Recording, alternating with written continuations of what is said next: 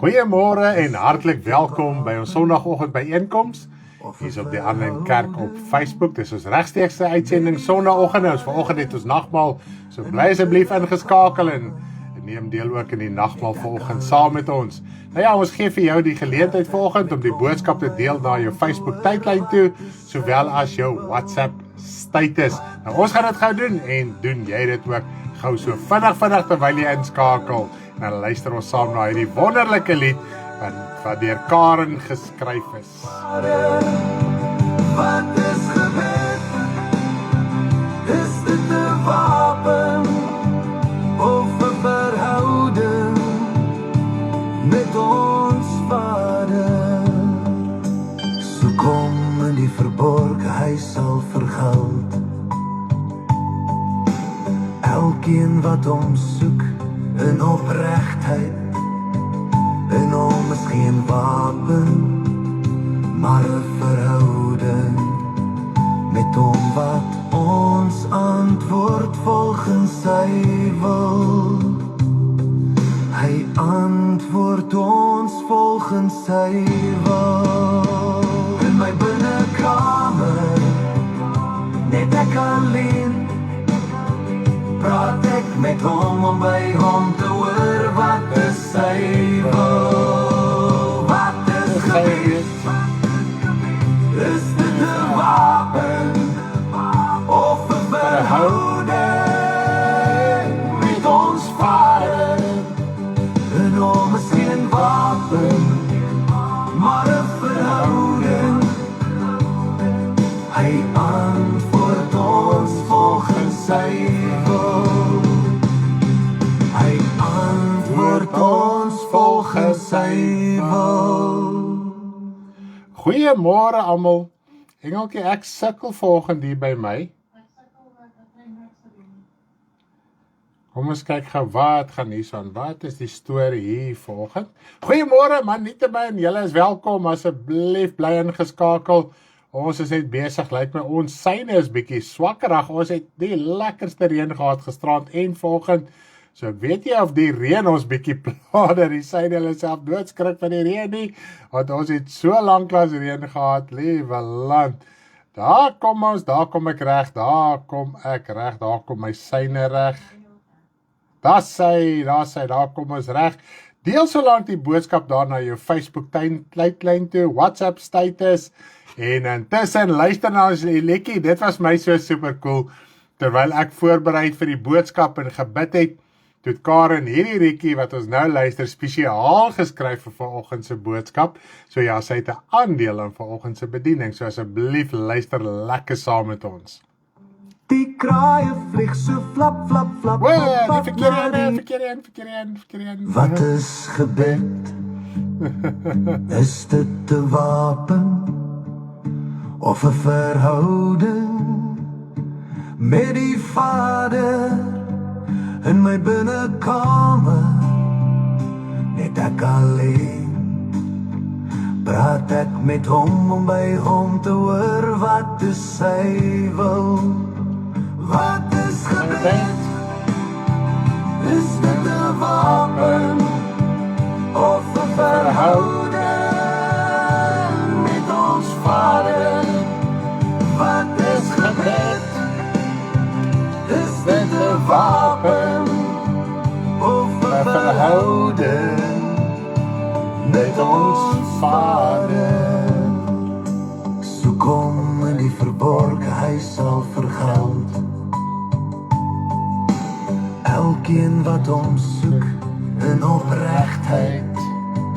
En hom is geen wapen, Alwaar dit gaan is opregtheid. maar 'n verhouding Yes, amen. met hom wat ons antwoord volgens sy wil.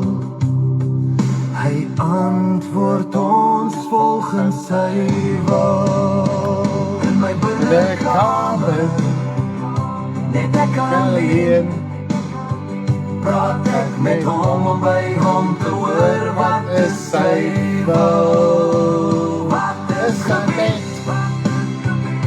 Is dit 'n wapen of 'n verhouding met ons Vader?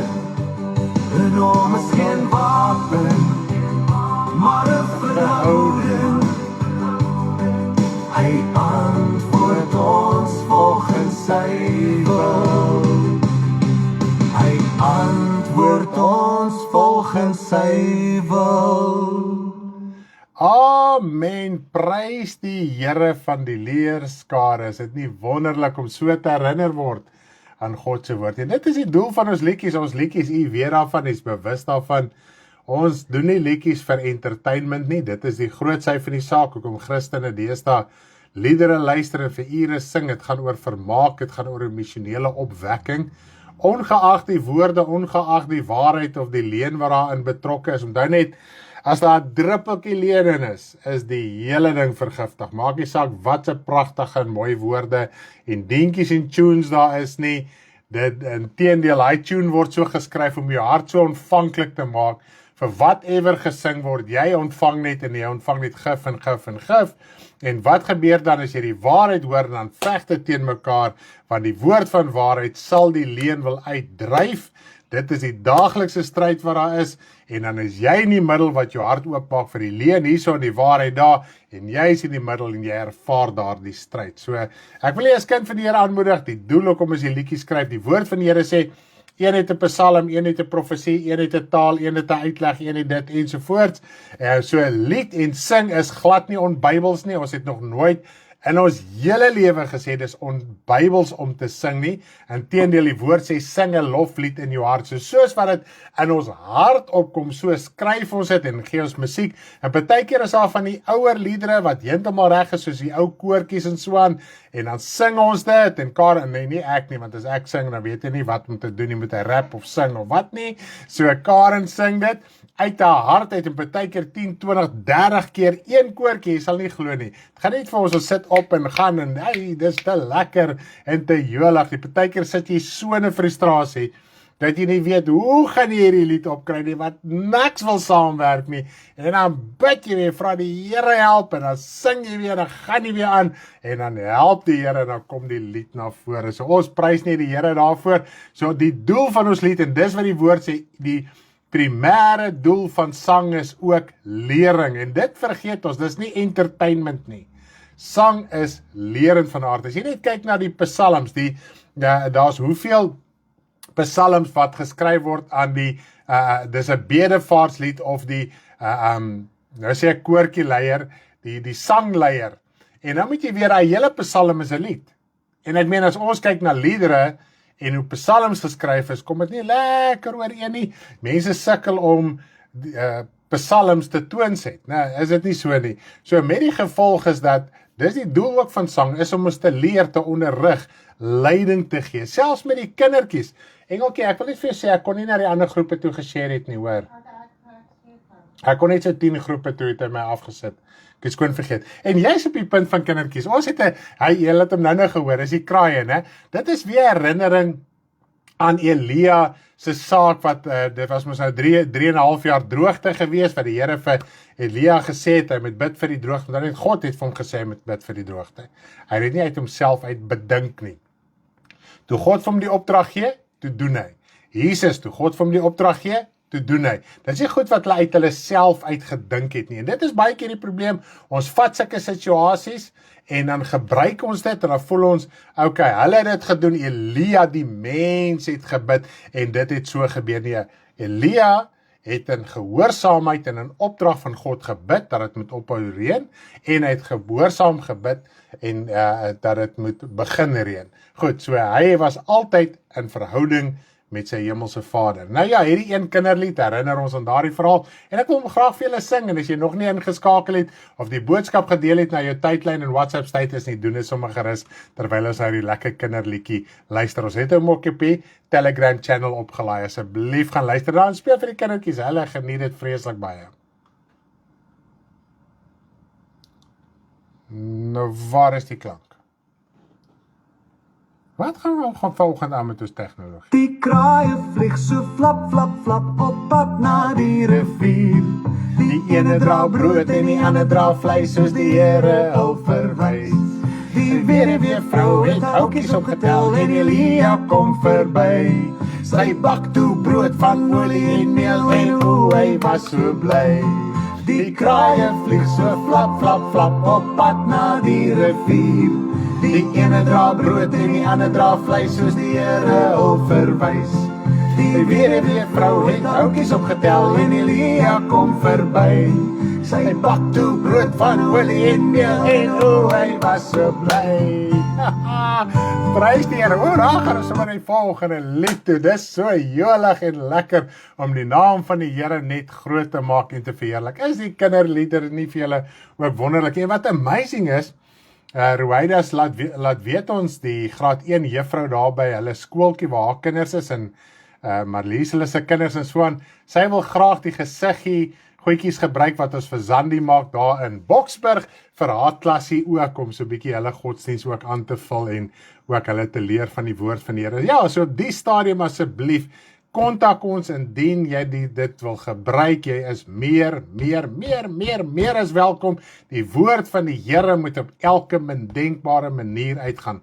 Of dit op 'n kindermanier in waarheid is, of dit in 'n lied in waarheid is, of dit in 'n prediking in waarheid is, op 'n manier moet dit daar uitkom. En is dit selfs die liedere, baie mense was getrek deur die liedere en so het hulle begin aansluit, so het hulle begin deel raak van die boodskappe en so raak hulle nou deel van die bediening in die Bybelstudie. En moedig mense aan, as hulle die Bybelstudie wil doen, sê yes, asseblief. So jy is meer as welkom. Maak nie saak uit wat se kerk agtergrond, wat dit ook al is nie. Raak, ek meen in die eerste les spreek wedergeboorte aan. En ons het toe met die Bybelskool begin het, toe die Bybelstudie nog aanvanklik Bybelskool was, het daar vele mense deur die wedergeboorte les tot bekering gekom. Dan sê ek, hoorie, nou moet ons doop. En sê hulle, nee, ek gaan eers die dooples doen, dan gaan ek doop.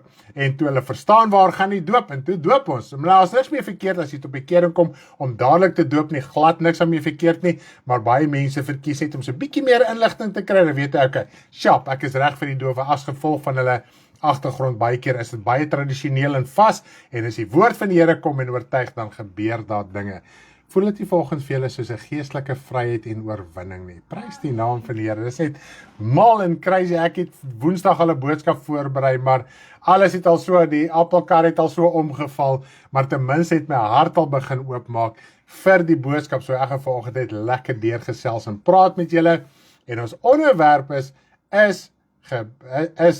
gebed 'n wapen. Nou ja, ek wil net eers vir u noem, waar kom ek ook vandaan? Jare gelede, voordat u my geken het, en voordat ek u geken het, verseker, anders sou ek anders te geleer het, jare terug, het ek gebed geweldig baie gebruik as 'n wapen. Ek onthou toe ek net op internet begin het, 2014, my eerste ding wat ek begin het, gebed as wapen. Jog, ek het die mooiste, toe AI nie bestaan nie, mense. Toe, want ek was 'n grafiese ontwerper van beroep en so aan op 'n stadium, toe het ek nou hierdie mooi wapen gemaak en hierdie vlerke en die gebed en dis hierdie silwer wapen wat so blink en gebed as wapen en ek het gegaan met hom en mense het gebedsversoeke ingestuur en ek en my vrou het gebid en het te kere gegaan. Nou ja, dan lees jy die woord, want 'n mens moet volwasse raak in die Here. En soos wat jy geestelik groei en jy lees sekere dinge in die woord van die Here, kom jy agter, presies, is my oortuiging werklik waar reg? Nou ja, vanoggend wil ek met u praat, so wanneer ek met u praat ek uit eerste handse ondervinding. Ek praat nie uit ander mense se monde uit nie, alhoewel ek weet mense glo dit, beoefen dit, doen dit. Dalk is u daar, dalk was jy al daar, dalk het jy al daarvan gehoor, dalk weet jy glad nie daarvan nie. Dit maak nie saak nie. Geniet dit saam met ons, lewer kommentaar, asseblief bly by ons en ons gaan ook vanoggend wel nagmaal bedien. Nou ja, kom ons val weg, heel eers met gebed en dan gaan ons oor met die boodskap en soos wat die Here ons wel lei vanoggend. Hemelse Vader, ek wil vir u baie dankie sê vir die liefde, genade, barmhartigheid en heerlikheid.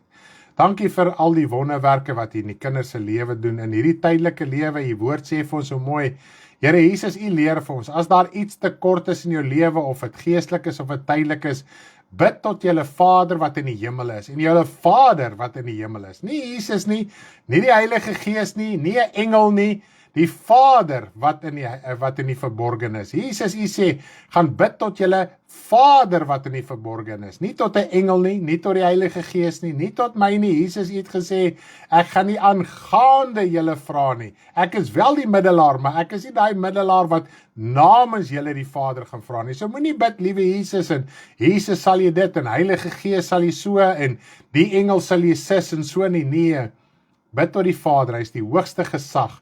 Here Jesus, toe hy opgestaan het uit die dode, toe sê hy vir Maria, gaan sê vir my broeders, ek vaar op na my Vader en julle Vader, my God en julle God. Here Jesus, U het ons kom leer, die Vader self het ons lief, en daarom het ons 'n verhouding het met die Vader. As ons in die hemel gaan kom, gaan die Vader self die trane van ons oë afvee. Wow, ons kan al hier op aarde 'n verhouding hê met U Vader. U is heerlik, U is vol gesag en krag en majesteit. Daar is niks groter as U nie, want U is Vader.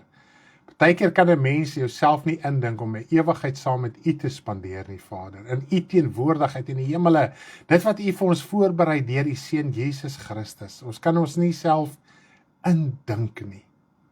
Dit raak partykeer so holkol, maar dan is dit partykeer so in die vlees 'n vergesogte idee, dat selfs in hierdie wêreld voel hulle ons is besig met die fantasie, maar nee, Vader.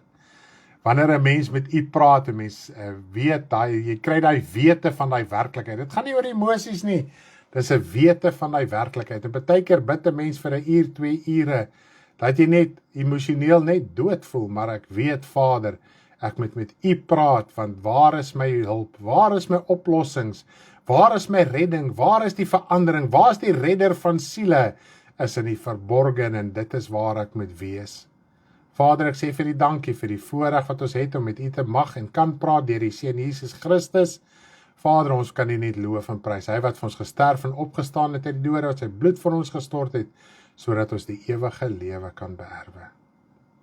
Vader, ons bid vanoggend vir ons susters en broers wat nog siek is. Ons dink aan Shamaine, ons dink aan Marlies, Vader, wat deur hierdie operasies is. Ons dink aan Jolene, ons spesiaal bid vir Jolene en Sakkie.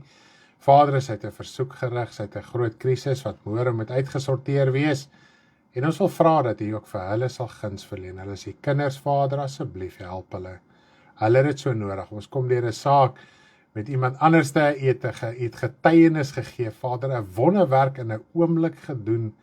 Ons het daar gestaan, Vader, en ons was self, Here, verbaas hoe U in een oomblik, U het nie nodig om een persoon se hart te verander. Net een persoon.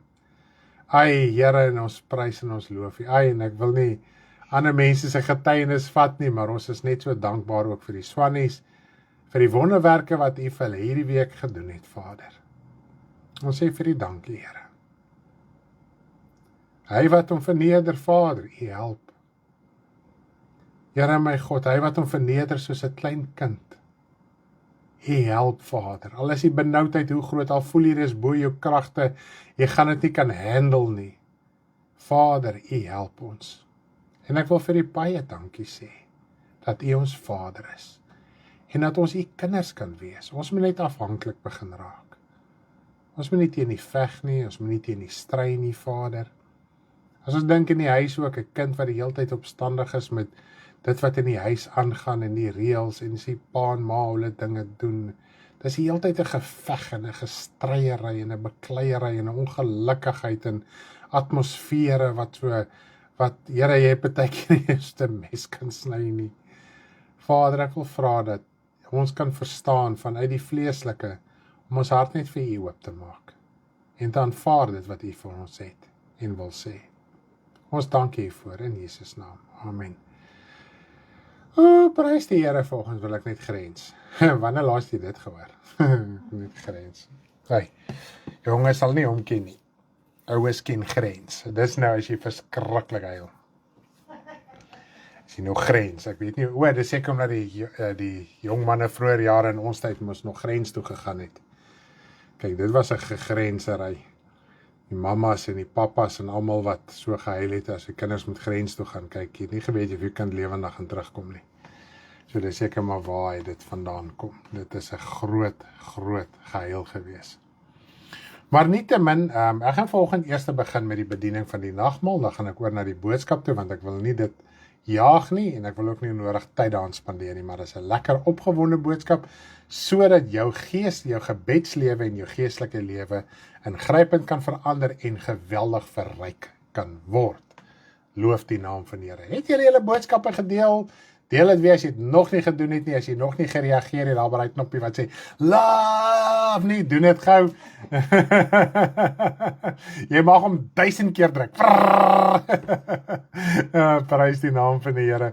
So, ek gaan oorgaan na die bediening van die nagmaal, en ek gaan lees vir ons uit Korintiërs uit, en die skrifgedeelte, ons maak verskoning, soos Peer, hulle is nie vanoggend by die huis nie, hulle het laat weet, so ons gaan, my vrou gaan die skrifte en so aan opsit, 1 Korintiërs 11, ek gaan lees vanaf vers 23 af, en ek gaan lees tot en met vers 26. Ons gaan heel eers oor na die bediening van die nagmaal voel, of ons nou net nagmaal gehou het, maar weet jy hoekom, is omdat ons die Pasga reeks agter die blad het.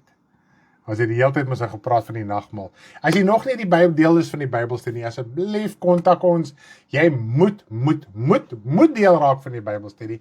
Ons begin by die wedergeboorte, en as jy dink, ag, ek is tot bekering. Okay, dan wil ek jou sê, ons het video's, ons het die reeks, kyk dan die reeks hier, as jy nie manual op die stadium wil hê nie, kyk het so bietjie maar 'n kat uit die boom uit, kyk die video's en jy gaan agterkom, bekering is baie meer as wat jy dink. En ook die doop, en dan ook die vervulling van die Pasga. Amazing. 1 Korintiërs 11 vers 23 tot 26 gaan ons daar lees vanoggend, en dan gaan ons oor na die bediening van die nagmaal toe.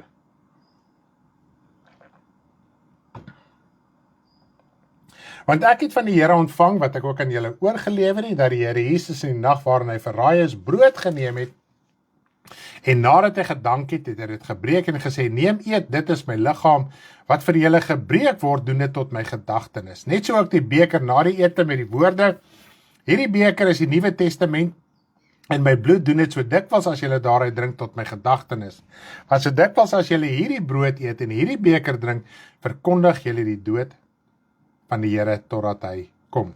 Ek wil dit net genoem, ek weet nie hoekom kom hierdie gedagte vanoggend by my nie, ek het letterlik baie lanklaas hieraan gedink, want iemand het my eendag daar gevra, so 'n jaar of 2 terug. Baie mense sê nou, hoekom kan ek nie water gebruik nie in plaas van druiwesap? Want ek het nie druiwesap nie. Okay, nommer 1, as jy nie die fisiese nagmaal gebruik nie, jy sal nie verlore gaan nie. Wat die woord van die Here sê so dikwels, so whenever, as ek nou die goeie Afrikaans kan gebruik, wanneer julle wel in staat is om die nagmaal te kan gebruik, julle het die nodig, julle het die brood en julle het die wyn of die druiwesap, ons gebruik druiwesap, in die Bybeltyd het hulle wyn gebruik, goed? Want hy sê vroeër tot hoe hulle dronk geword het by die nagmaal, goed? Maar dit gaan oor die vrug van die druiwestok. As jy dit nie het nie, moenie probeer dit vervang met water of appelsap of lemoensap of wat ook al nie. Ons moet by die simboliek bly wat vir ons in die Bybel opgeteken is. Dit is baie belangrik. As 'n mens moetswilliglik daarteen in opstand kom en sê, man, ek sal water gebruik, dan is dit eintlik 'n teken van rebellie. Stel eerder jou nagmaal uit en gebruik dit op 'n tyd wanneer jy wel druiwesap kan hê en jy het wel 'n broodjie. Dan net broodjie is enige iets wat brood simboliseer wat eintlik van graan gemaak is. Dit kan cream crackers wees en daai tipe van goedjies soos Provita en gewone witbrood of breinbrood. Die kleerbrood maak nou nie saak nie, suurdeeg of onsuurdeeg. Dit maak nie saak, dit gaan oor die beginsel van brood. Goed, soos crackerbread, soos wat dit ook noem. So die brood kan jy gebruik en dan ook die druiwesap. So ons moet net nie in moetswillige opstand kom teen die inskrywing wat ons wel in die Bybel het nie. En as jy nie druiwesap het nie, moet dit eerder nie gebruik nie. Want anders is dit teken van 'n moetswillige opstand teen die ingeskrewe woord van die Here. So ek wil dit net duidelik maak, as jy nie vandag die druiwesap het nie, stel dit eerder uit, kry druiwesap na die tyd, gebruik die nagmaal dan wel later. Want eintlik 'n mens se hele lewe moet getuig van dit wat die nagmaal simboliseer, dit wat dit uitbeeld. As jou lewe teenstrydig is met die nagmaal, dan help dit in elk geval nie. Maak nie saak wat 'n wonderlike brood en druiwesap jy het nie, want die tipe brood en die tipe druiwesap en die hoeveelheid maak niks aan enige geestelike iets nie. Want as jou geestelike lewe anders getuig as die die nagmaal wat jy gebruik, is die nagmaal in elk geval waardeloos, dan kan 'n mens in die gevaar kom en in die kategorie val wat die woord van die Here verder vir ons sê in vers 29, hy wat op onwaardige wyse eet en drink. Nou Paulus het hier 'n spesifieke voorbeeld, maar daar is 'n beginsel, jy kan dit wel op onwaardige wyse gebruik, maar dit gaan oor 'n moedswilliglikheid in die hart. Jy kan voordat ons die diens begin het, kon jy dalk geoortree het in sonde en jy kan gesê het, Here, ek is regtig jammer. Gebruik die nagmaal, want dit is die doel van die nagmaal. Die oomblik as jy jou sonde bely, word jy gereinig. So nog voordat jy die nagmaal gebruik het, het jy al klaar gelewe dit wat die nagmaal simboliseer, want die bloed van Jesus simboliseer vergifnis van sondes. En as jy nog nie 'n sonde bely het voor op hierdie oomblik nie en jy voel nou skuldig, doen dit. Want die oomblik as jy bely, word jy vergewe. Die Here gaan nie dink, okay, ek gaan jou na die nagmaal vergewe nie. Die woord is duidelik en God se opdrag, as God gesê het ja, hy staan by sy ja en hy staan by sy nee. En hy het gesê as jy my vra, vergewe ek jou dadelik, dan doen hy dit. Hy oordink nie eers of hy jou wil vergewe nie. Hy vergewe jou dadelik. So as jy nou bely, as jy voel jy daar's dinge wat moet uitsorteer en jy bely dit voor die nagmaal gebruik, leef jy al klaar in die nagmaal. So dan kan jy dit net simbolies gebruik. Daar sê, om te bevestig jou lewe waarin jy leef. Daar sê, so asseblief mense, moenie onvrymoedig voel nie, gebruik dit met liefde. As jou hart voor God opreg is, asseblief gebruik dit. Selfs as jong bekeerling Zander wat op bekering gekom het, nou onlangs, hy mag die nagmaal gebruik.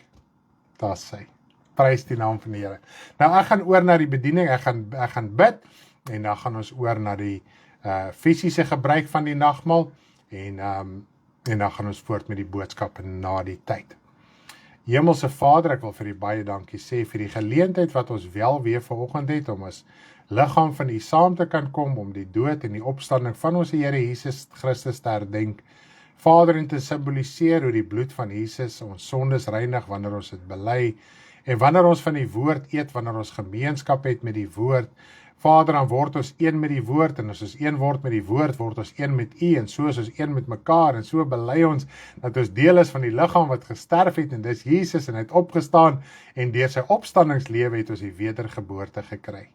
Vader, ek sê vir U baie dankie, vir die voorreg wat ons dit wel het, en ons weet vanoggend, dis iets wat ons uiterlik gebruik, wat ons innerlike oortuiging weerspieël, nie net aan onsself nie, nie net aan hulle wat fisies om ons is nie, maar in die owerhede en die magte in die lig. Vader, ons wil U loof en prys, in Jesus se naam. Amen. Ja, ek gaan vanoggend vir ons, terwyl ons die nagmaal gebruik, gaan ek vir ons hierdie mooi lied speel in Afrikaans, en dan kan ons voortgaan. Jy kan nie 'n brood neem, en dan kan jy dit breek, en dan kan jy 'n stukkie vat. Dan net die grootte maak glad nie saak nie. Gebruik dit en sê net vir die Here baie dankie vir sy liggaam. U is waardig om die boek te neem en sy seels op te maak, want U het ons met U bloed gekoop uit elke stam en as die volk en taal. Halleluja, halleluja, skoon gewas deur Jesus bloed. Wow, is so mooi, skoon gewas deur Jesus bloed. Dan kan jy 'n druiwesap neem, jy kan ook net 'n slukkie vat. Maak nie saak nie, al vat jy 'n hele glasie of net 'n slukkie, maak nie saak in die waarde nie.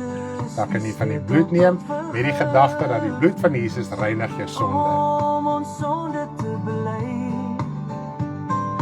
dan was die Bloed van Jesus ons rein, sit skoon en rein.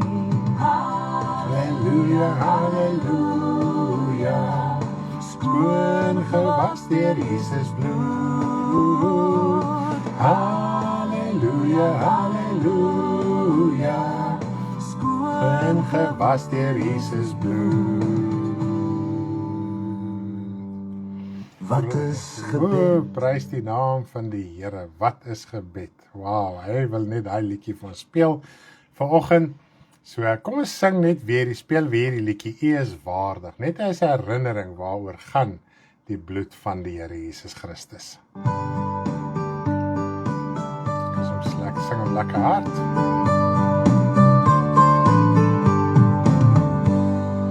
U is waardig om die boek te neem en sy seels oop te maak, want U het ons met die bloed gekoop uit elke stam en as die volk en taal. Halleluja, halleluja, skoon gewas deur Jesus bloed. Halleluja, halleluja, skoon gewas deur Jesus bloed. Dis die sleutel tot vergifnis, om ons sondes te bely. Dan was die bloed van Jesus ons elkeen se kleedskoen en rein. Halleluja, halleluja, skoon gewas deur Jesus bloed. Halleluja, halleluja, skoon gewas deur Jesus bloed. Wauw, ons moet ons kleed bewaar. Die woord van die Here sê ook, ons moet ons kleed bewaar. Jy het 'n kleed gekry met jou wedergeboorte en jou doop, toe jy bekleed met die Here Jesus Christus deur middel van die doop. Dit is wat jy gesimboliseer het, en daai kleed moet jy vlekkeloos bewaar, tot by die wederkoms van ons Here Jesus Christus. Nou ja, ons gaan oor na die bediening van die woord, en soos wat ek vir julle gesê het in die begin, ek het eerstehandse ondervinding, ek het jare lank ook gebed gebruik as 'n wapen, en my heel eerste posts op Facebook in 2014, gebed as wapen, en toe begin ek die skrifte te lees, soos wat ek lees, maak die woord van die Here vir my oop in die skrifte, en liewe land, toe dink ek, presies, waarmee is ek nou eintlik besig? Nou ja, ek wil vanoggend met u praat oor gebed as wapen, soos ek gesê het, u het dit self al beoefen, of beoefen dit dalk nog steeds. U het dit dalk beoefen, al daarvan gehoor, of nooit daarvan gehoor, nietemin, hier is baie om my te leer uit vanoggend se bediening uit. Nou, ek wil ook hê jy moet lekker saam met my gesels ook vanoggend. Nou, die primêre skrifgedeelte, nou nommer 1, is gebed 'n wapen, dis nommer 1. Nommer 2, waarom gebruik kinders van die Here gebed as 'n wapen, of dit nou skriftuurlik is of nie. Nou, die derde, en dis die belangrikste deel, is dit skriftuurlik. Nou, die belangrikste sy van die saak is, moet ons verstaan dat is dit skriftuurlik of nie. En dit geld nie net vir gebed as wapen nie, dit geld vir enige leerstelling binne die Christelike raamwerk. Of jy enige oortuiging het, want baie keer sal mense sê, die Here het met my gepraat oor die saak in my binnekamer. En dan is dit teenstrydig met die skrif. Nou, hoekom is dit belangrik om te verstaan dat dit wat ons van oortuig is, en dit wat ons leer vir mekaar, moet 100% skriftuurlik korrek wees. Dan net die hele woord is deur God ingegee. Nie net 'n gedeelte nie, nie net gedeeltes van skrifte nie, en dit is toe die Here Jesus deur die duiwel versoek was, nadat hy deur Johannes die Doper gedoop was, die woestyn ingelei is deur die Gees van die Here, dit spreek al soveel mooi dinge met ons, het die duiwel hom versoek, en hy het gekom met die skrif en gesê, sê die woord nie so nie. En ook Jesus, met sy bediening op aarde, hoeveel keer het die skrifgeleerdes, hulle wat die Bybel geken het, nou die destydse Ou Testament, dit was nou die Bybel van die tyd, hom kon versoek deur die skrifte.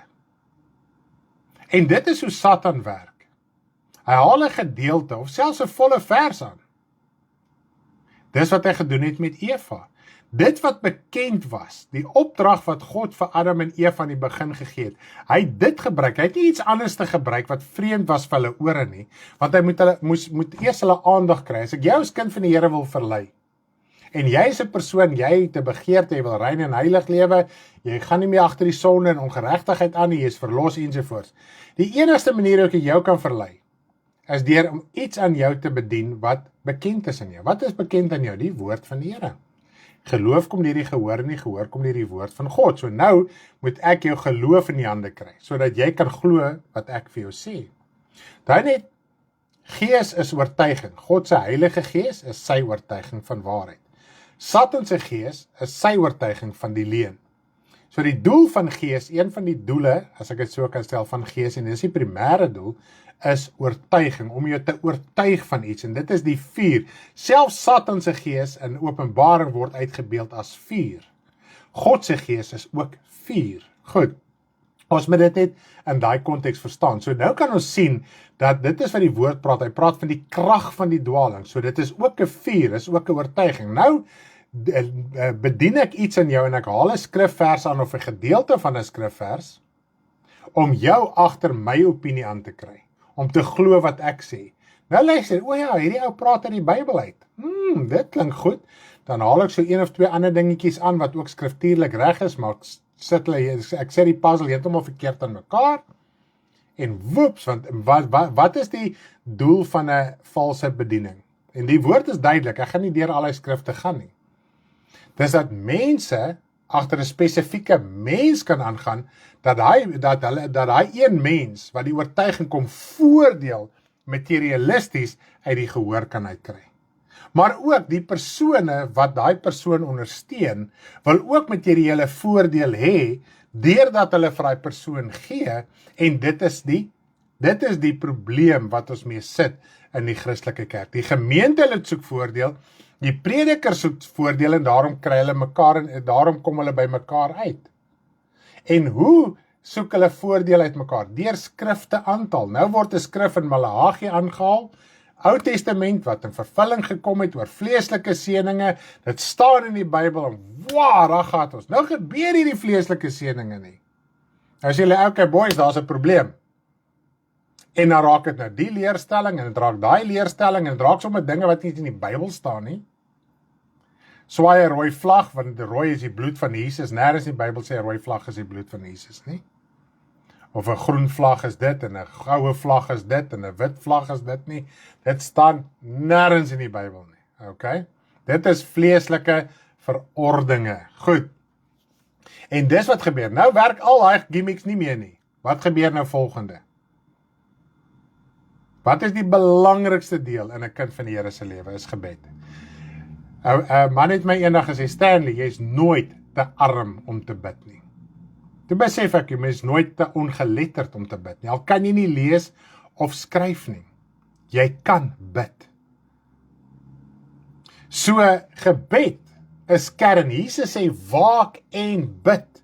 Jesus het geweldig baie klem gelê op gebed. Op ons gebedslewe, as ons kyk, Paulus se inskrywings, Petrus, Jakobus, soos wat ons deur die Nuwe Testament lees.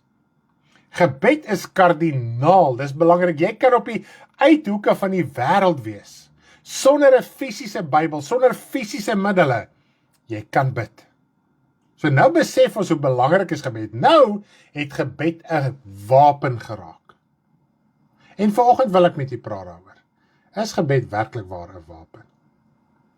Dan het die woord sê vir ons so mooi in 1 Petrus of 2 Petrus, hy sê hierdie hele skrif is deur God ingegee. Of dit is Timoteus, is deur God ingegee. En is nuttig tot lering, weerlegging in die geregtigheid. Dit is 2 Timoteus 3 vers 16.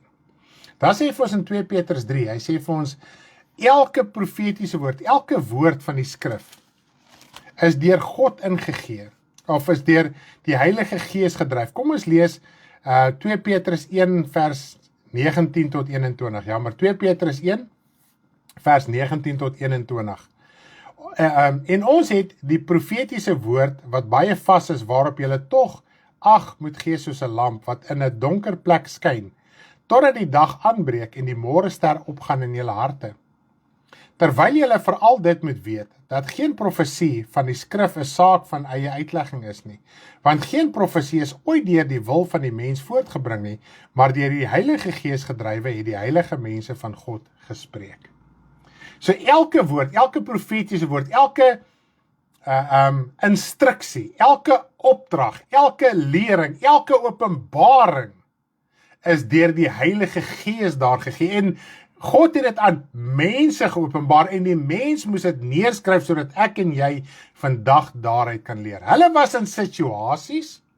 Daai situasies het gemaak dat hulle God soek.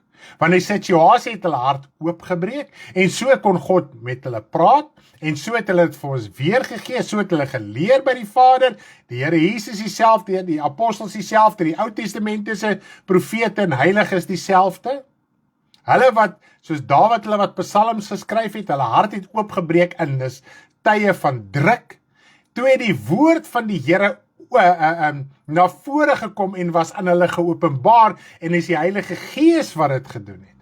Daarom het jy die Heilige Gees nodig, en hoe kry die Heilige Gees? Deur middel van die wedergeboorte. Nou sien ons ook ons moet nie die Heilige Gees bedroef en uitblus, deur moetswilliglik aanhou met ons sonde, ongeregtigheid, verskoning, rebellie, ou natuur en ou denke nie. Sodat die woord aan ons bly geopenbaar kan word, dat die woord soos wat hy is, verstaanbaar kan wees, dat dit ons opgewonde kan maak, dat dit ons los kan maak, dat dit vir ons nuwe lewe kan gee. Sonder die Heilige Gees is dit onmoontlik. Jy kan die Bybel akademies ken. As jy 'n goeie geheue het, kan jy die hele Bybel lees en jy kan vers vir vers opsê. Maar dis te sê die woord het lewe in jou nie. Dis sê hy is hierdie lamp nie. Want dis so mooi, hy sê waarop jy tog moet ag gee, soos 'n lamp wat in die donker plek skyn. En wat lees ons in Psalm 119 vers 105? Die woord is 'n lig vir my pad en 'n lamp vir my voet. Is dit nie amazing om daarin te dink? Die woord is 'n lig vir my pad en ook 'n lamp vir my voet. En ek wil eintlik baie graag daai lied ook vir julle speel. Weet julle dit?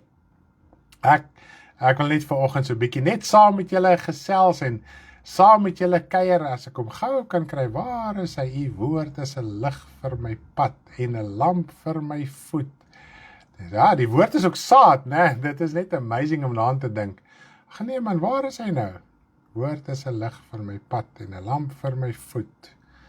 Prys die naam van die Here. Net laat ons so lekker saam kan gesels en saam kan kuier vanoggend rondom die woord van die Here. Ek geniet dit so vreeslik baie. Ek hoor julle geniet ook die liedere, sodat ons daaruit kan leer. Baie keer 'n lied leer jy sommer so on the fly, so lekker vinnig. Daar sê, u woord, u is waardig, ek kry hom glad nie vanoggend nie. Daar sê. Ek het my voete teruggehou van elke verkeerde pad, dat ek die woord kan bewaar. Ek het van die woord nie afgewyk nie, u het my geleer. Amen, prys die Here. Hoe soet is u beloftes, meer as heuning vir my mond. U woord is 'n lamp vir my voet en 'n lig vir my pad. U woord is 'n lamp vir my voet en 'n lig vir my pad. Uit u bevele kry ek verstand, ek haat elke leenpad. Hoe soet is u beloftes, meer as heuning vir my mond. U woord is 'n lamp vir my voet en 'n lig vir my pad. U woord is 'n lamp vir my voet en 'n lig vir my pad. U woord is 'n lamp vir my voet en 'n lig vir my pad. Prys die Here, dis wat die woord ons leer. Loof die naam van die Here. Karen het ook hierdie liedjie so mooi geskryf. Prys die naam van die Here. Hy sê op een plek, die woord is soos die heuning uit 'n rots uit, né? Dis die heerlikheid van die woord. En ek dink nou daaraan, as die woord die lig is, en die woord is die lamp, en ons tree op teenstrydig met wat die woord sê, is daar nie lig nie. Dan is dit donker. Nou kom ons as kinders van die Here in 'n posisie, want dan het die woord is deur die Gees van die Here geïnspireer. Gees van die Here saam met die woord, want die Gees oortuig net van die woord. Saam is dit 'n lig. Dis 'n gesuiwerde, gelouterde woord in die smeltkroes van die aarde. Dis net amazing. Dit is klaar getoets, dis beproef, en hoekom vir wat? Vir die ewige lewe. Die woord is gelouter en gesuiwer, sodat wanneer ons dit aanneem en ons lewe daarvolgens inrig, sal ons die ewige lewe ingaan. Dit is waaroor dit gaan. Het gaan nie oor tydelike saak nie, ons praat gisterand oor Job, ek wil gou so 'n bietjie dit invoeg. Baie interessant. Ons like mos Job, ons like Job en ons like ook nie Job nie. Ons like die begin van Job nie, maar ons like die einde, daar waar hy sê van the double portion. Jy het mos al gehoor van the double portion, die Here sal jou dubbel vergoed. En, ek kom nou terug na Job toe. Ook met Elia en Elisa, ne? Toe die Here mos nou vir Elia hemel toe gevat het. Nou kom Elisa en hy sê, hy begeer 'n dubbele deel van Elia se mantel. Toe sê Elia vir hom, jy begeer 'n harde saak. So as jy in die vlees wil kyk, begeer jy 'n harde saak. Is jy bereid om soos 'n profeet te lewe met niks? Is jy bereid om deur konings en jou medemens vervolg te word en as 'n uitvaagsel beskou te word? Want die Here Jesus sê vir ons, kom ons gaan gou terug na Job toe, ek wil nie hierdie punt mis nie. Nou ons like Job, want Job het nou alles verloor, toe kry hy die dubbele deel terug. Nou ons is hier by die dubbele deel. Nou dit gaan alles oor die vleeslike, vir ons. Wanneer ons daar lees, as ek Job lees, lees ek dit nie met 'n vleeslike oogpunt nie. En ek besef een ding, die aanklag wat Satan teen Job gehad het, was oor sy siel. Satan wou vir Job sy lewe gevat het, sodat hy kan hel toe gaan. That's that. Niks gegaan oor die tydelike saak. Job was nie eens gepla oor die tydelike saak nie. Okay? Nou ons kyk na die tydelike saak, ons kyk na die vleeslike saak. Maar nou sien ons die berowing was wel vleeslik, en die double portion was wel vleeslik, want dit was oud-testamenties. Goed. Nou wil ons hierdie dubbele deel hê. En as ons nou in die vlees beroof word, dan is dit nou Satan wat van ons kom steel het, want hy het my aangekla by die Here, en hy kom besteel my tydelike lewe rot en kaal, maar ek moet nie deur hierdie season kom. Ja, maar ek gebruik die woorde soos die kerk het gebruik. Want as die Afrikaners mos Engelse woorde gebruik, is hulle vreeslik geestelik. Dan kom hulle deur hierdie season, en dan gaan hulle die double portion kry. Mense, let me cue in on the New Testament. Wat sê die Here Jesus? In die Nuwe Testament, en dis hoekom die Christelike kerk nie hulle lewe wil bou op die volheid van die Nuwe Testament nie, en dit word afgemaak as vals en selfinterpretasie volgens hulle wat met die Joodse gebruike besig is in die Christelike kerk. Want in die Nuwe Testament word ons beveel om van ons goed vrywilliglik ontslae te raak, terwille van ons geestelike lewe. So enigiets wat tussen jou en God staan, of het jou inkomste is, of het jou werk is, of het jou boot is, of het jou derde huis is, of het jou 5de kar is, of maak nie saak wat dit is nie. Die Here Jesus kom selfs as familielede in jou pad staan om die Here te dien. Moet jy aangaan, jy moet verlaat, jy moet pryse betaal. So dit is wat Job profeties gesimboliseer het. Nou moet jy vrywilliglik prys gee. En ook, bygesê, as jy 'n kind van die Here, werklik die Here dien, glo jy vir my vandag, afhangende van wat se werk, wat se lewenstyl, al daai dinge, is die kanse 100% dat jy finansiële verlies gaan ly. Dis ek sê afhangende van jou situasie, werk, of jy besigheid gehad het, wat se tipe besigheid, bla, ensovoorts. Kan maar van ons broeders en susters in die bediening vra, wat vir hulle self werk. Daar's baie besigheid en goed wat hulle nie kan doen nie, as gevolg van hulle geloof, so hulle ly finansiële skade.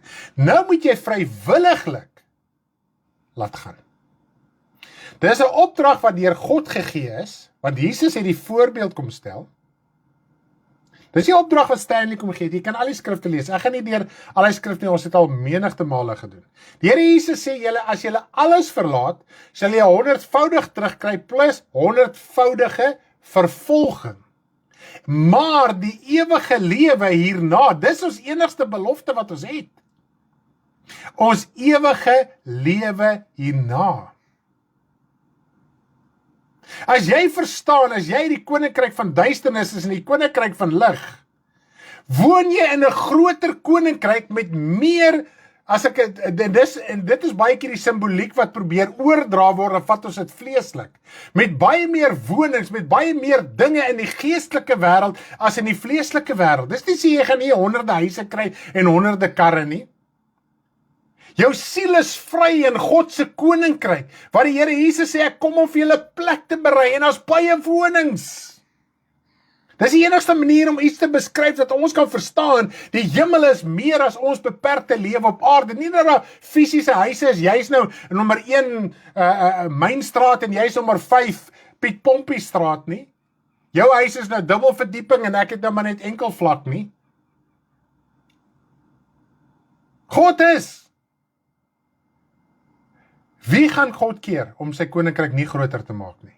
Ek gaan nie. Jy kan in elk geval nie, want jy kan nie teen God oorlog voer nie.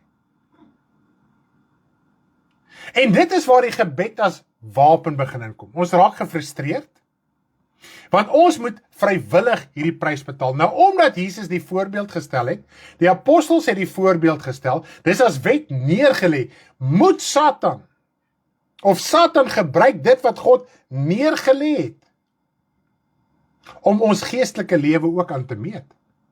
Want hy is neergewerp as die aanklaer van die broeders. Deur Jesus Christus het God opdragte gegee en gesê, hierdie is die pad vir die ewige lewe.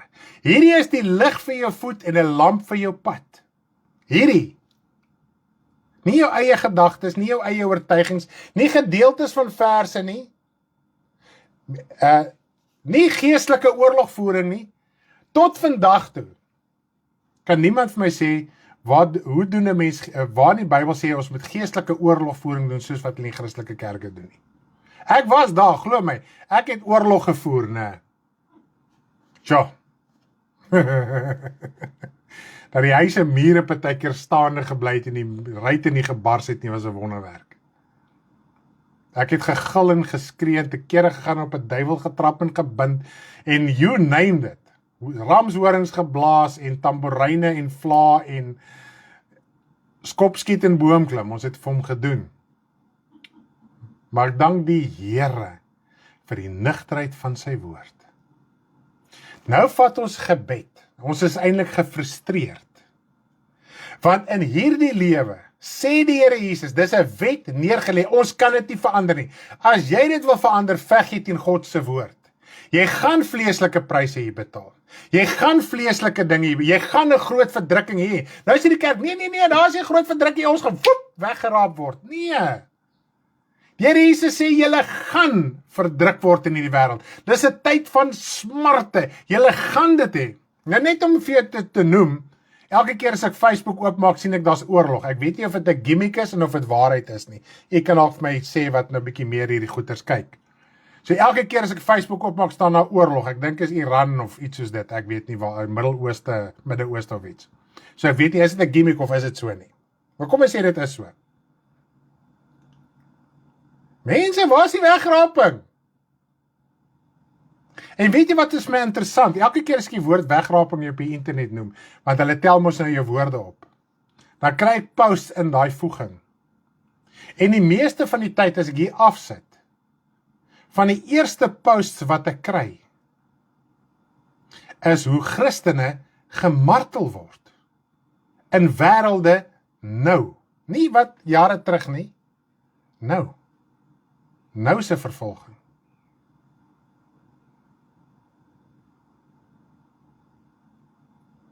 Ek weet nie. Daai woord is nie 'n lig in 'n lamp nie. Dis 'n valse vrede. Die woord van die Here sê, hulle sê vrede en veiligheid oorval 'n skielike verderf hulle. Vriende van my bly in Dubai en het vir my foto's gestuur gisteraand van missiles. So dit is die regte, dis waarheid. Dankie Zandi. Daar's Christene. Glo my, daai Christene is Christene wat ek en jy maar net kan begeer om te wees. Waar is hulle wegraping? Maar omdat ons in Suid-Afrika is, wel ek wil nie eens daarop ingaan nie, never mind, of in Australië, of in Amerika, of waar ook al, voel ons nie, ons is okay, ek gaan weggeraap word, ek is nie deel van hierdie ding nie. Nou net om vir jy te wys, as ons kyk na die Bybelse korrektheid van alles, moet ons die hele woord in ag neem. Nou as ons kyk na wapen, na gebed as wapen, nou werk die dinge nie vir ons uit nie, nou moet ons, volgens God se opdrag, wat nie kan verander nie, dan net God kan nie verander nie, as hy gesê het, jy gaan met afkap, jy gaan met uitruk, jy gaan jou kruis moet opneem, jy gaan jouself moet verloon, jy gaan dinge om jou moet verloon, afruk en uitplik en afkap beteken het, ons moet effort insit, en dit is skade, dit is seer, dit is pynlik, dit is nie maklik nie. God se woord staan vas. Hy gaan nie aan dit verander nie, want daai woord gaan ons oordeel ook by die wederkoms, by die wittroon oordeel. Daai woord bly tot in alle ewigheid, dit staan vas.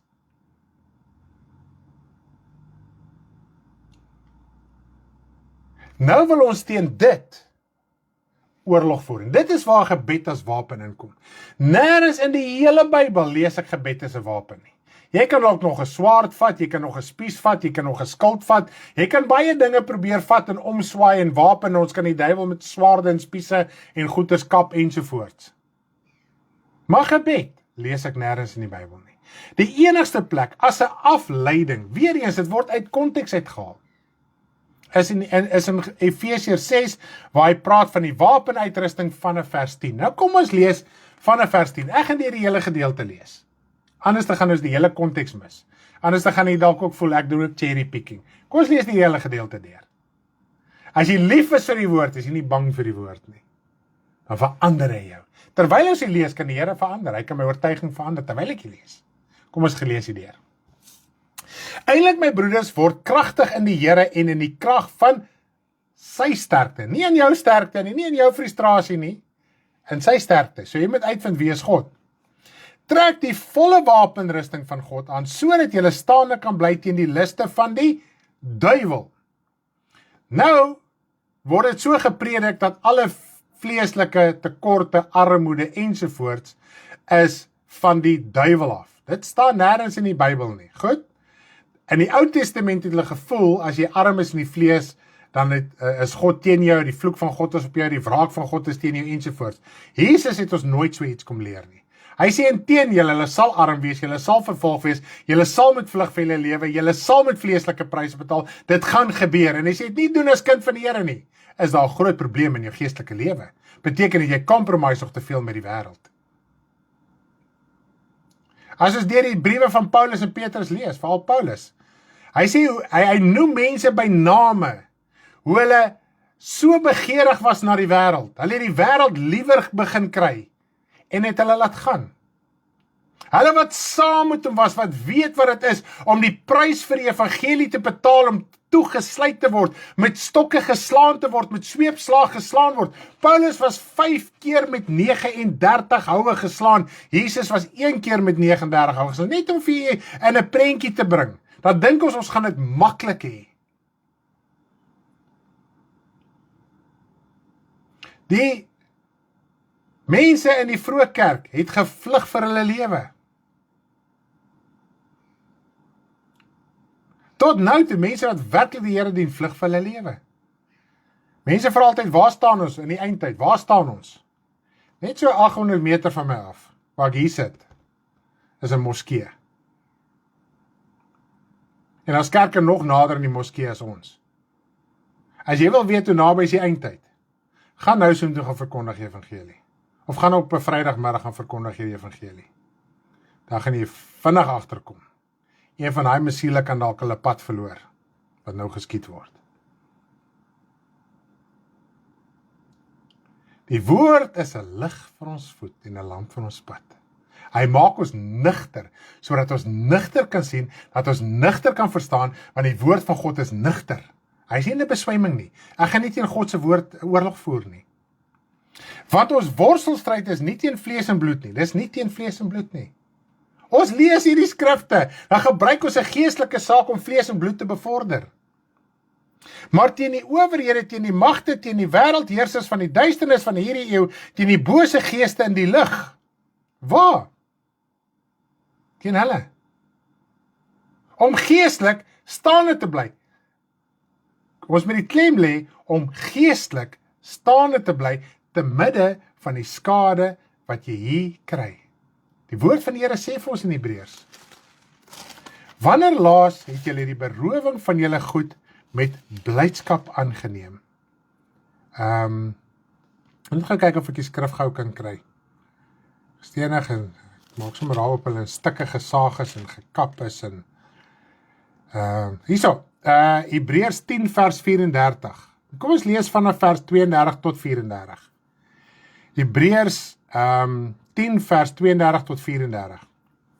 Maar onthou die vorige dae waarin julle toe julle verlig geword het, 'n groot lydensworsteling deurstaan het. Gedeeltelik omdat julle deur smaad en verdrukkinge 'n skouspel geword het, gedeeltelik omdat julle deelgenote geword het van die wat in so 'n toestand verkeer.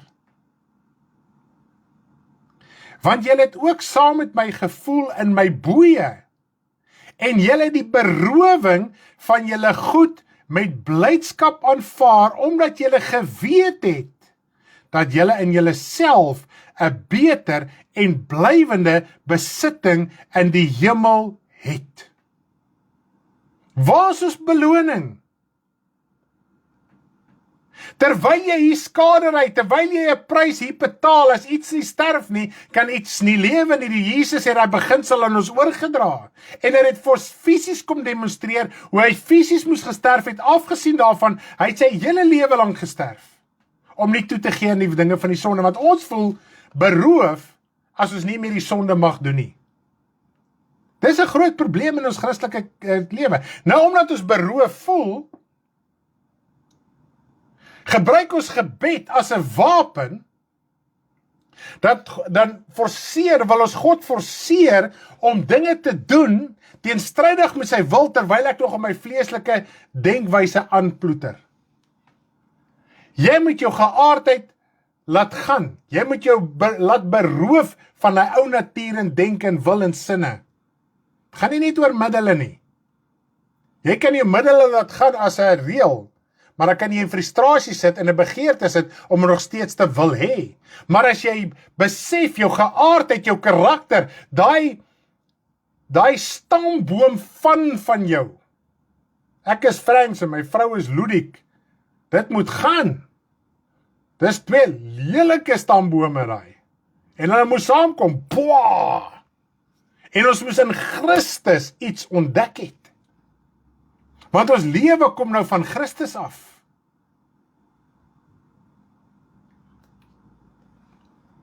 So dit gaan oor 'n geestelike stryd, 'n geestelike beloning.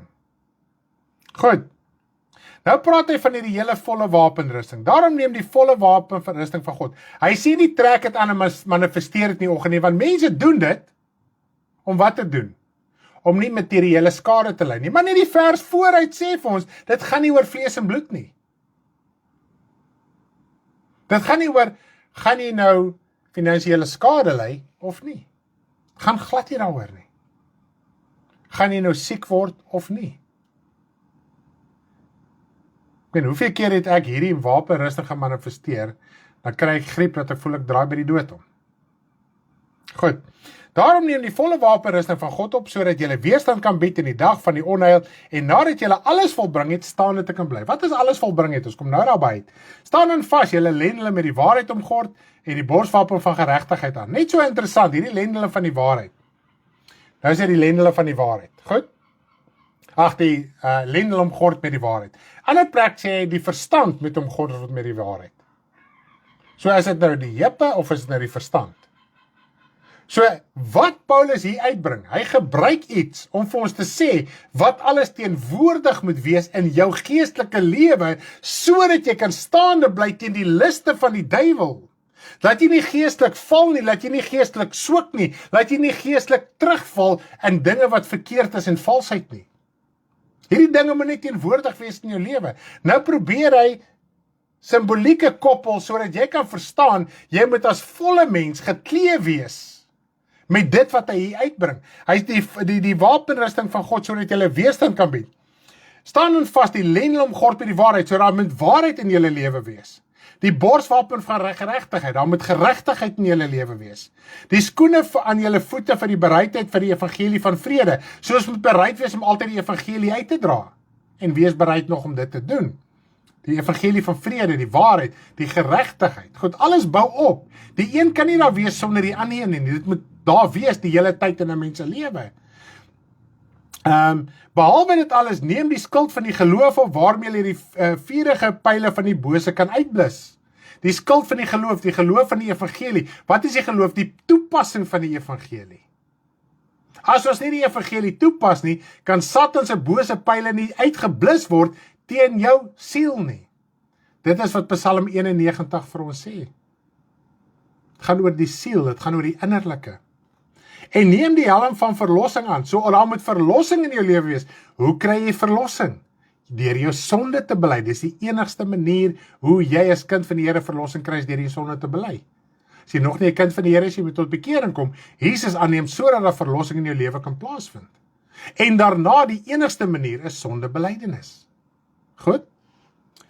En die swaard van die gees, dit is die woord van God. So die woord van God moet in jou wees, en die woord moet in jou wees waarheid, geregtigheid, bereidheid, geloof. Jy moet die geloof van die woord aanneem. Jy moet glo die woord van God is die waarheid. Jy moet dit toepas, dit moet deel word van jou wese. Dan alleenlik kan die duiwel van jou wegvlug. Goed?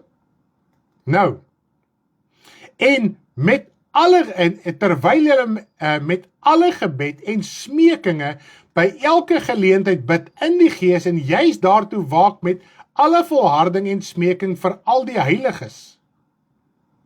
Hy sê, hier is die hele wapenrusting en julle moet bid. Nee, hier is nog 'n wapengebed om oorlog mee te voer en al hierdie vorige dinge te gebruik om oorlog mee te gaan voer nie. Nou dink ons vanoggend aan die duiwel bind. Nou die woord praat eers in Openbaring 19.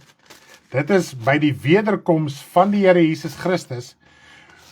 Hoe daar hierdie groot ketting gegee is aan 'n engel om die duiwel mee te bind vir 1000 jaar.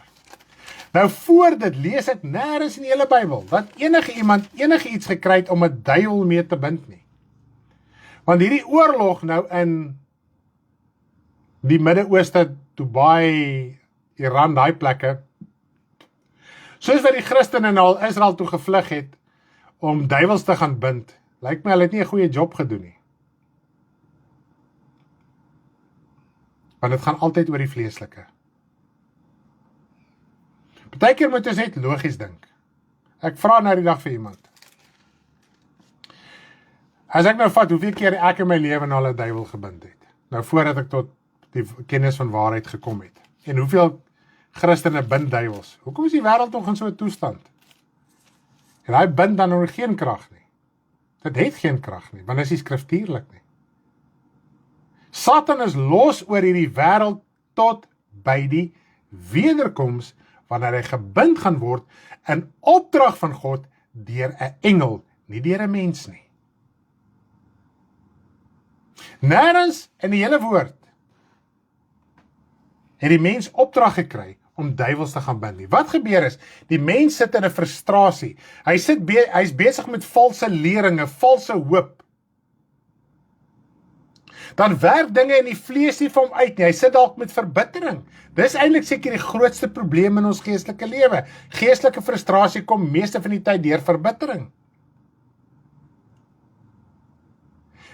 Vrouens veg geestelike oorlog teen hulle mans. Ouers teen hulle kinders teen hulle ouers, want hulle sit in 'n valse leerstelling. Hulle sit met valse oortuigings. Baie keer as hulle is bekeerd nie, dan leer hulle van geestelike oorlogvoering en tot vas. Ek hoor die week by iemand hoe mense nou weer besig is met hierdie 10 dae Daniel vas en hulle drink nou net nie meer Coke nie. Nee, dit is so onskriftuurlik as jy is waar nie. Weet jy wat gebeur wanneer 'n mens met 'n verkeerde oortuiging besig is? Jy bind nie die duiwel nie, jy bind jouself. Want jy leef nie in 'n geestelike vryheid nie.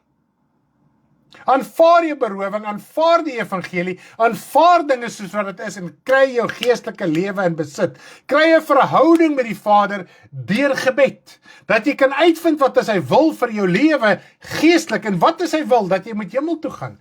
En enigiets wat in die pad staan, sal God jou help om uit die pad uit te kry, maar dan moet jy saamwerk om te verstaan, hierdie ding moet uit jou lewe gee pad, hierdie denke, hierdie tradisie, hierdie manier moet gee pad, want jy bind jouself.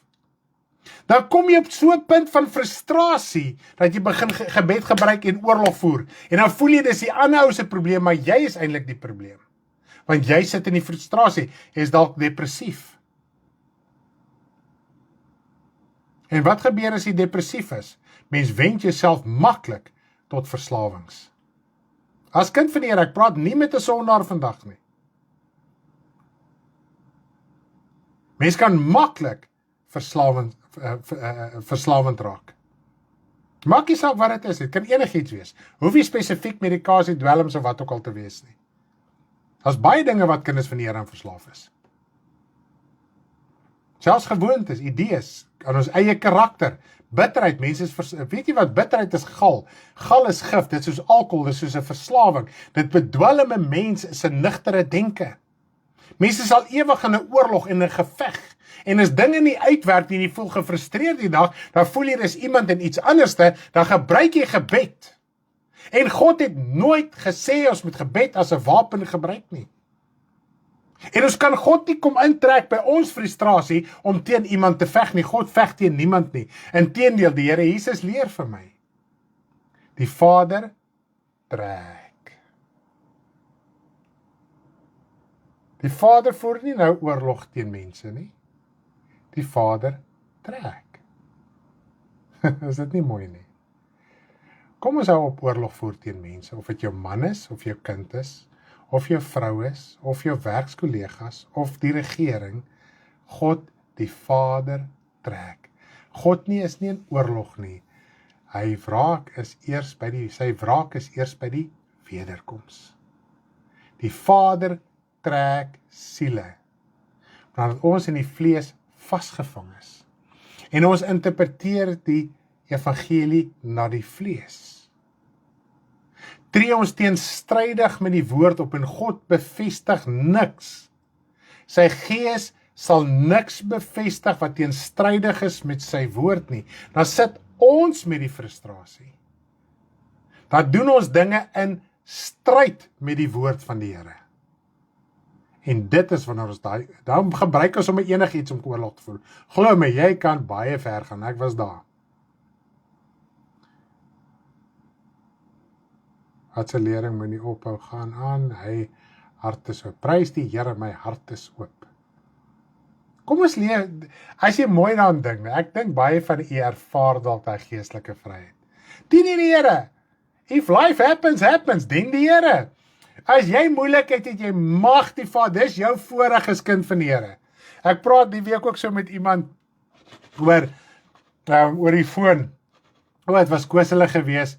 Hoe die wêreld jou partykeer skeef aan kyk as jy nie geworried is nie. Dan is dit asof jy sonde doen en jy is harteloos en liefdeloos, omdat jy nou nie worry soos die wêreld nie. Dis jou voorreg, dis hoekom jy 'n kind van die Here is. As die ander persoon nie sy lewe met die Here wil regmaak nie, en hy wil vasgevang bly en hy wil vasgevang wees in hierdie wêreld en hy wil daarin bly, is dit sy saak. Jy moet in vryheid lewe, jy moet die Here dien, al val die bomme al, soos met COVID tyd ook. Kinders van die Here het in oorwinning gelewe, ware kinders van die Here. Ek weet daai tyd my dogter ook, so voor haar troue, dan sê die kliënte voor haar, sê, as jy nie geworry het nie, dan wil hulle afmaak, en sy het naderhand met 'n skuldgevoel by ons gekom. Sy sê, nee my kind, jy het mos besluit jy dien die Here, as hy nie die Here wil dien nie, sy saak. Jy kan mos nie instaan vir 'n ander wat hard is hier, dat is almal nou Christene. Wat sê jou pa van die eindtyd? Wat sê jou pa gaan nou gebeur? Hulle almal weet dat pa preek. Ons dien die Here, ons nie sê geworried is, weet jy wat? Jy gaan worries kry. Kind van die Here, jy gaan goed worries kry. Maar weet jy wat? Jy het 'n voorreg om na die Vader toe gaan, nie om gebed te gebruik as 'n wapen nie. Want God het nooit gebed ingestel as 'n wapen nie. Gebed is 'n verhouding. Dus Jesus het gesê, gaan na jou Vader wat in die verborgene is. Nie gaan voer oorlog daar nie, gaan praat met hom, gaan sorteer hom uit, is daar seer, is daar verbittering, is daar probleme is, as daar worries is. Partykeer vang die worries van my hier om my.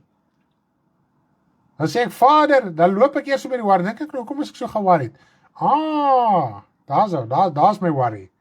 Here, ek is geworried, want ek het nou dit en dat gesien. Dit en dat gehoor. Dit vang jou, glo my. Maar jy het die voorreg om na die Vader toe te gaan, om kalmte en vrede te kry.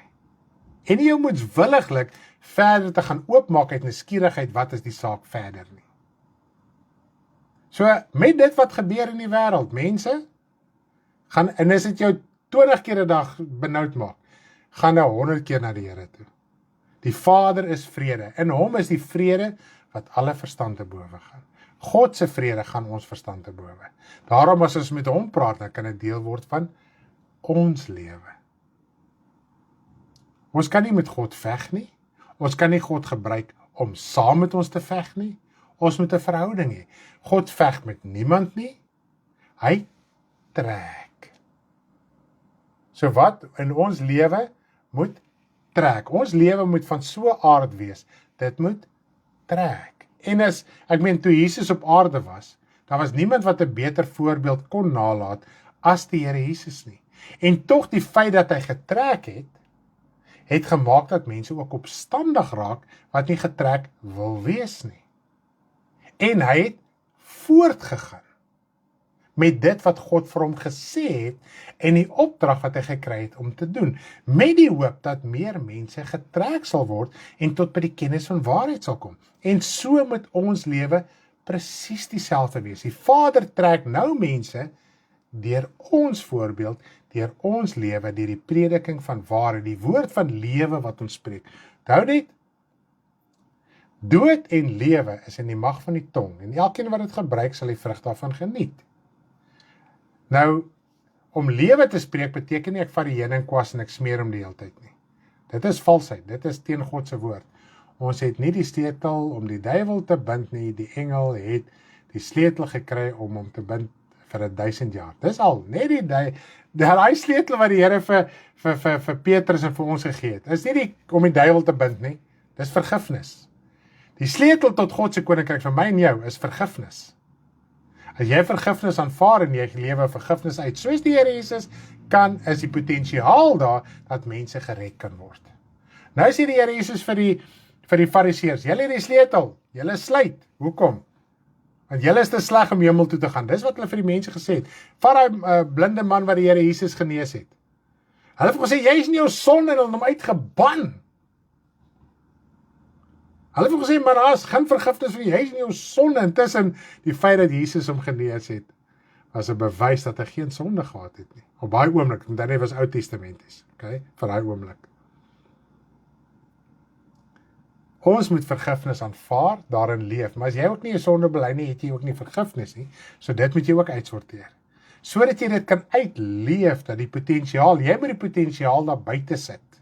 Jy moet die platform oopmaak, sodat mense ook vergifnis kan aanvaar en weet hoe werk dit. Beklei met mense in jou kop, maar besef God wil hulle trek en red. Daar sê, ons beklei te veel. Ons veg te veel. Die sleutel is vergifnis. Net die engel by die wederkoms het hy sleutel en dit gaan hom gegee word. Ook eers dan, nie voor die tyd nie. Tot dan is die duiwel los. Ok? Prys die Here, gaan ons op 'n gebed as 'n wapen gebruik, maar dit is 'n verhouding, gebed is so 'n mooi saak, en dan sê mense, nee, as jy nou hierdie gebed bid, it opens heavens, it make God to move, it bring God's arm in motion, en al hierdie goeters, dit is so onbybels. God antwoord volgens sy wil, as God nie wil antwoord nie, sal hy nie antwoord nie. Ek gaan nie hom forceer om dit te doen nie, ek gaan net met hom bly praat, sodat ek vrede in hom kan kry, dat ek sy vrede kan kry, wat my verstand te bowe gaan, te midde van my omstandighede. Soos wat Jesus agter op die skyk in die slaap geraak het. Die mense het gevoel, Here, is u nie, gee u nie om dat ons vergaan nie. Hoeveel keer het ons al so gevoel? Here, gee nie om nie. Maar die Here Jesus het vrede gehad, want hy het 'n gesprek met sy Vader gehad, hy het 'n verhouding met sy Vader gehad. Maar ons het nou 'n verhouding met liewe Jesus, die Heilige Gees, met engele, behalwe met die Vader. Jy gaan net vrede by die Vader kry, deur Jesus in die krag van die Heilige Gees. Nêrens word ons opdrag gegee om met die Heilige Gees te praat en enigiets te vra nie. Jy mag die Heilige Gees eer deur te sê, dis die werking van die Heilige Gees, dis die gawes van die Heilige Gees, dis die bediening van die Heilige Gees, dis die gemeenskap van die Heilige Gees. Mens mag dit sê, dis 100% Bybels korrek. Mens mag Jesus vereer dat hy gesterf en opgestaan het uit die dode en wat hy kom doen het. Jy mag dit doen. Maar Jesus kom leer ons, alles wat jy nodig het, alles wat jy wil hê, vra die Vader, daar's tot skrifte wat hy sê, alles wat jy doen, doen dit in die naam van Jesus en dank die Vader. Kry gesag in jou lewe. God se koninkryk, ons verander in hierdie wêreld. Deesdae is word die vrou hoog aangeskrewe. Sy is nou al eintlik die gesag, die wêreld forceer dit. Maar God werk nie so nie. God se koninkryk by die Vader, die gesag. Jesus het nie ewe skielik die gesag geraak, omdat hy kom sterf het nie. Die vrou is nie die, volgens hoe God het ingestel het, omdat die vrou die hulp is, beteken nie sy is die heerser nie. En dis wat gebeur. 'n Vrou is 'n geweldige hulp vir 'n man, maar wat gebeur nou? Die vrou begin te heers. Baie keer is dit 'n stryd in 'n huis. Want die vrou moet ook verstaan, sy het ook 'n plek wat sy moet inneem. Dan wil sy, omdat sy die hulp is, wil sy baie keer oorheers. En dan as die man iets wil sê, dan is daar gevegtery, wat gebeur? Dan trek die man terug, terwille van vrede. En ons as mans, ons moet by die Vader uitkom. Niemand ken my vrou beter as my hemelse Vader en haar hemelse Vader nie, so ek moet by hom kom uitvind, hoe om leiding te gee vir my vrou, en dan ook my kinders, as ek nog kinders in die huis het, maar al is jou kinders in die huis uit. Net so, for your information, die ouers wat nog kinders in die huis het, wat nog nie werkende kinders het nie, dit gaan nog baie goed met julle, hoor. As jou kinders uit die huis het, is jy stap end uit die pad saam met hulle, vir alles wat klein kinders is, en wat 'n voorreg, ons geniet om die pad saam met ons kinders en ons kleinkind te stap. Dis vir ons 'n heerlikheid. Maar ek kan net vir jou sê, moenie dink as jou kind in die huis het, jy verantwoordelikheid is weg nie. Dis wanneer dit eers begin. As jy dan foute maak, dan is dit groot probleme. Op skool kan dit nog uitgesort word. Na skool is dit moeiliker. So, berei jou hart al klaar voor, pa. As jou kind in die huis het is, gaan jy baie meer leiding moet gee as ooit van tevore. Maar, jy dink jy het nou moeilikheid. Jy dink jy kan dit nou handle nie, tot jou kind in die huis het is. So begin nou al te bid, dat jy nou al die wysheid kry, sodat wanneer jou kind in die skool uit is, dat jy al geoefen is, om leiding te kan bly gee. Net so ietsie terloops. So prys die naam van die Here, mag julle 'n lieflike en 'n geseënde dag in die Here hê. Ons is so lief vir julle. Ons hou julle op hoogte van die week se dienste. Die week begin ons met die Heilige Gees doping, en ek wil dit net vir julle noem, die wedergeboorte die waterdoop, die vervulling van die Pasga wat ons gedoen het, en ook dat die dooping van die Heilige Gees, eintlik een les, maar daar's soveel fasette. Ek moes toe ek die Bybelskool skryf, obviously dit probeer opdeel in verskillende vakke. Maar jy sal nou weer agterkom met die dooping van die Heilige Gees. Dit slaan weer heeltemal terug na die wedergeboorte, na die doop en na die vervulling van die Pasga toe. So ons gaan lekker vinnig deur die dooping van die Heilige Gees gaan, want daar is baie oorvleelende gedagtes wat ek dink in die dooping van die Heilige Gees net lekker saamkom, en dan kan jy ook daar in geestelike vryheid wandel. Ag, baie dankie vir julle liefde, dankie vir julle omgee. Julle is sulke awesome mense. Prys die Here, bly net die Here dien tot aan die einde van die dag. Moet nooit in julle lewe ophou om wel die Here te dien nie. Hoekom is my liedjie nou nie daar nie? Ek wil nou ons liedjie speel ter afsluiting van ons diens. Wat was sy naam nou weer gewees? Gebed. Wat is gebed? Daar sê, wat is gebed? Ek gaan afsluit met die lied. Mag julle 'n lieflike Sondagmiddag verder hê. Bid vir almal en dank die Here vir almal wat wel geantwoord is. Wat is gebed? Is dit 'n wapen of 'n verhouding met die Vader in my binnekamer? Net ek alleen, praat ek met hom om by hom te hoor wat sy wil. Wat is gebed? Is dit 'n wapen of 'n verhouding met ons Vader? Wat is gebed? Is dit 'n wapen of 'n verhouding met ons Vader? Soek hom in die verborge, hy sal vergeld. Elkeen wat hom soek in opregtheid, in hom is geen wapen, maar 'n verhouding met hom wat ons antwoord volgens sy wil. Hy antwoord ons volgens sy wil. In my binnekamer, net ek alleen, praat ek met hom om by hom te hoor wat is sy wil. Wat is gebed? Is dit 'n wapen of 'n verhouding met ons Vader? En hom is geen wapen, maar 'n verhouding.